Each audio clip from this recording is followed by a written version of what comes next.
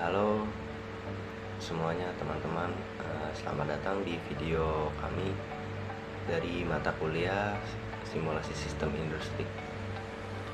Kami dari kelompok 5 akan membahas topik kunci pengembangan model simulasi.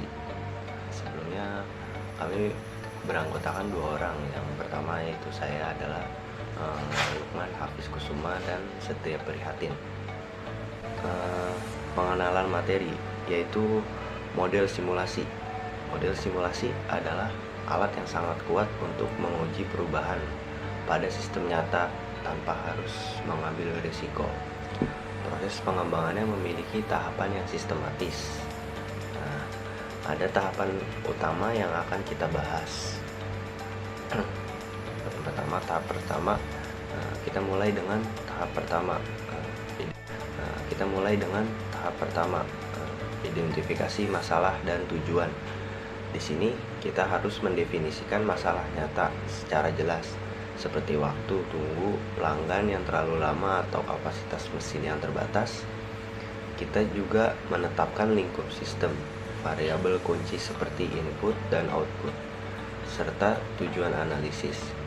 Misalnya, apakah untuk evaluasi kebijakan atau peramalan. Selanjutnya, tahap kedua adalah pengumpulan data dan pemahaman sistem. Pertama, kita fokus pada pengumpulan data. Kita perlu menentukan data apa saja yang dibutuhkan, seperti waktu kedatangan pelanggan atau waktu pelayanan. Sumber data bisa dari catatan historis, observasi langsung, atau wawancara.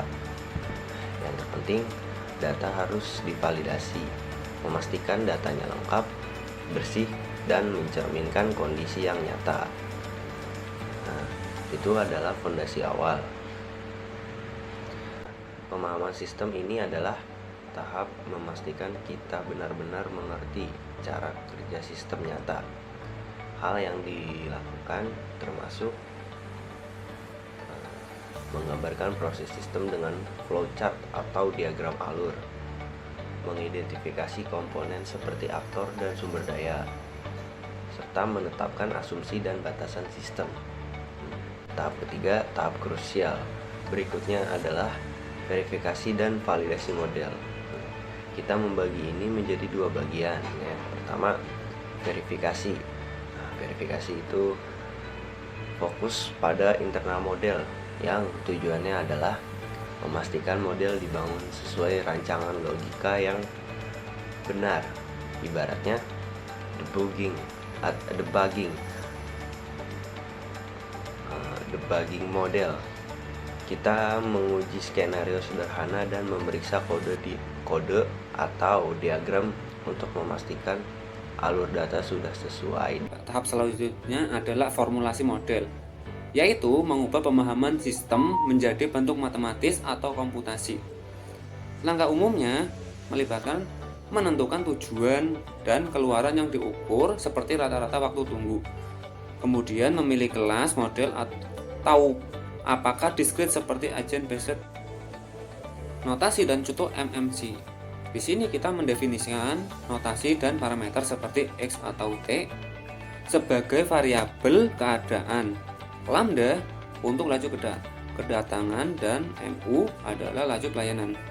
Sebagai contoh, model antrian MMC adalah model discrete stokastik di mana kedatangan pelanggan mengikuti distribusi Poisson atau lambda, dan waktu layanan eksponensial dengan C jumlah server.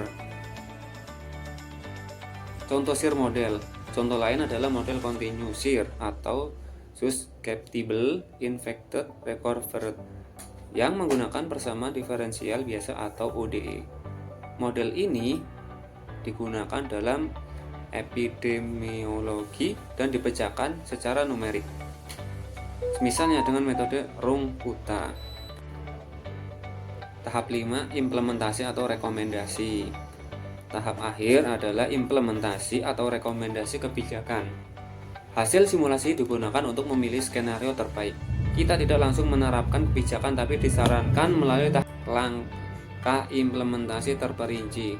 Dalam implementasi, kita menganalisis biaya manfaat, memiliki skenario pilot terbaik, dan membuat rencana implementasi teknis. Selama pilot, kita melakukan monitoring dan evaluasi menggunakan KPI sebagai waktu tunggu. Rata-rata, utilitas sumber daya akhirnya kita membandingkan hasil pilot dengan prediksi simulasi atau untuk memutuskan scale up atau rollback. Contoh rekomendasi kasus antrian. Contoh kasus antrian, jika waktu tunggu 18 menit dan targetnya 10 menit, hasil simulasi mungkin merekomendasikan penambahan satu server. Rekomendasi formal harus mencakup alasan, pilihan implementasi atau pilot, estimasi biaya, resiko, dan target metrik. Sebagai kesimpulan, simulasi membantu kita memahami, menguji, dan meningkatkan sistem kompleks. Model dikembangkan bertahap untuk akurasi, dan simulasi dapat mengurangi resiko dan biaya implementasi nyata. Dengan simulasi, kita membuka peluang untuk mengoptimasi sistem sebelum diterapkan secara aktual. Kami dari kelompok 5 mengucapkan terima kasih atas perhatiannya. Semoga materi ini bermanfaat.